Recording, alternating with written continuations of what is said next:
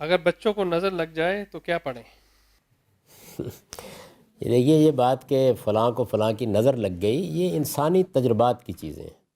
یہ بالکل ایسے ہی ہے جیسے دوائیں ایجاد ہوئی ہیں۔ یعنی لوگ جب جنگلوں میں گئے تو کسی وحشی آدمی نے بتایا کہ ہم تو یہ ایک درخت ہے، اس کے پتے فلاں جگہ ملتے ہیں تو سر درد ٹھیک ہو جاتا ہے۔ آپ کو معلوم ہے کہ یہ بڑی دوائیں اسی طرح ایجاد ہوئی ہیں۔ ان کا تجربہ کیا جاتا ہے، دیکھا جاتا ہے، بعض اوقات وہ بات ٹھیک نکلتی ہے، بعض اوقات محض وہم ہوتا ہے۔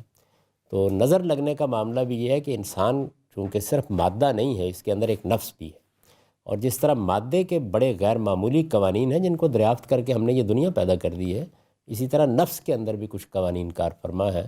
تو تجربے سے یہ معلوم ہوتا ہے۔ میں یہ لفظ استعمال کر رہا ہوں اس لیے کہ یہ کوئی مذہب کا مسئلہ نہیں ہے جو سوال آپ نے پوچھا ہے۔ تجربے سے یہ معلوم ہوتا ہے کہ بعض اوقات انسان کی نگاہ اثر انداز ہوتی ہے، یعنی نگاہ صرف عشقی میں اثر انداز نہیں ہوتی، اور بعض چیزوں میں بھی ہوتی ہے۔ علامہ اقبال نے کہا نا کہ فقط نگاہ سے ہوتا ہے فیصلہ دل کا۔ تو اس لیے بارہا ایسا ہوتا ہے کہ ہماری نگاہ اثر انداز ہوتی۔ کیسے ہوتی ہے؟ اس کو سائنسی طریقے سے دیکھنا چاہیے، اس کا تجزیہ کرنا چاہیے۔ جیسے آپ نے اس وحشی آدمی سے یہ سن کر کے پتہ ملنے کے نتیجے میں سر درد دور ہو جاتا ہے، اس کا تجزیہ کیا، اس کو جانا، اس کو بھی جانیے۔ تو یہ ایک تجربے کی چیز ہے۔ اب تجربے کی چیز ایک سائنسی حقیقت نہیں بنی، ابھی تک نہیں بنی۔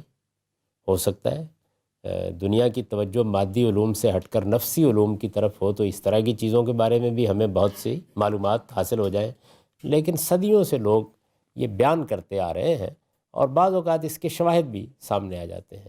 تو ایسی ہر چیز کے بارے میں اللہ تعالیٰ کے دین کا ایک ہی اصول ہے کہ اگر کوئی چیز دنیا میں ہو رہی ہے، خواہ کوئی بیماری ہے، تکلیف ہے، خواہ وہ مادی بیماری ہے، خواہ وہ کوئی نفسی بیماری ہے، آپ اگر کوئی علاج دریافت کر چکے ہیں تو سب سے پہلے وہ علاج کریں۔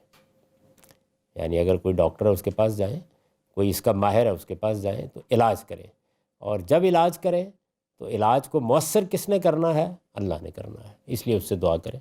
تو ہمیں بعض دعائیں سکھا دی گئی ہیں اس طرح کے موقعوں کے لیے۔ رسالت مآب صلی اللہ علیہ وسلم نے بھی بعض دعائیں کی ہیں، بڑی غیر معمولی، بڑی خوبصورت دعائیں ہیں۔ قرآن مجید میں بھی جب رسالت مآب صلی اللہ علیہ وسلم مکے سے مدینہ جا رہے تھے تو یہود کے ہاں اس طرح کے علوم کا بہت غیر معمولی شہرہ تھا، تو اس لیے آپ کو بھی دو دعائیں سکھائی گئی۔ وہ بھی دعائیں ہیں جس میں آدمی اللہ کی پناہ مانگتا ہے اور اللہ کی طرف رجوع کرتا ہے اور اس سے درخواست کرتا ہے کہ وہ اس طرح کے تمام حملوں سے بچائے رکھے۔ تو ایسی دعائیں جو ہیں وہ آپ کریں۔ ان دعاؤں کو آپ اپنے بچے پر پھونک بھی سکتے ہیں، پھونک دیں، لیکن یہ سب اللہ سے دعا ہے۔ اور دین میں دو ہی چیزیں ہیں، اگر کوئی تدبیر معلوم ہے تو کر لیجئے، اس کے بعد دعا کیجیے۔